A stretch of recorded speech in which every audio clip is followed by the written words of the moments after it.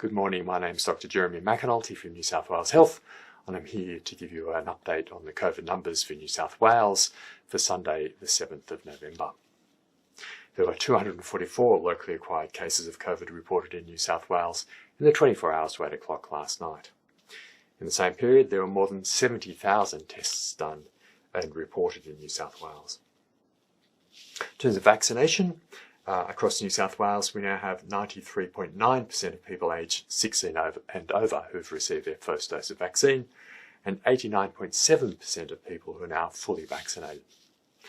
In the 12 to 15-year-old age group, 80.1% have received their first dose, and 68.6% are now fully vaccinated. In terms of deaths, sadly, we're reporting the death of a man in his 60s from the Albury area who died at Box Hill Hospital in Victoria. He was not vaccinated. And we'd like to express our sincere condolences to the family and loved ones of this person who died. There have now been 537 COVID-related deaths in New South Wales since the 16th of June 2021 and 593 in total since the beginning of the pandemic last year. In terms of hospitalisations, there are currently 269 people with COVID admitted to hospital, with 52 in intensive care, 24 of whom require ventilation. Of the 52 people in intensive care, 1 is aged under 10, 1 is in their 20s, 3 in their 30s, 10 in their 40s, 13 in their 50s, 18 in their 60s, and 6 are in their 70s.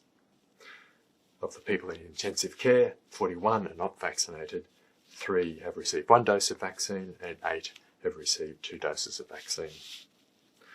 In terms of our ongoing sewage surveillance system to identify fragments of the virus that cause COVID in various parts of New South Wales, positive detections have been identified in Bermagui, Maria, Young, Galargambone and Cobar, where there are no recently known cases.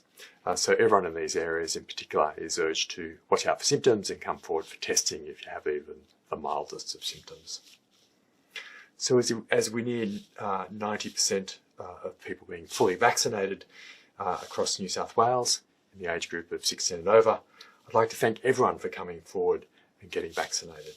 Vaccination means more freedoms, so if you haven't yet received your first dose, then please come forward and get a dose.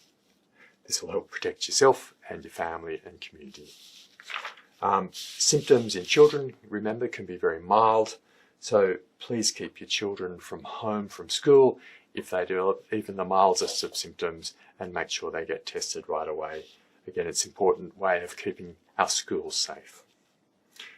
And as we begin to move around the state, please make sure you wear a mask when you need to and carry proof of vaccination, and always check in with QR codes.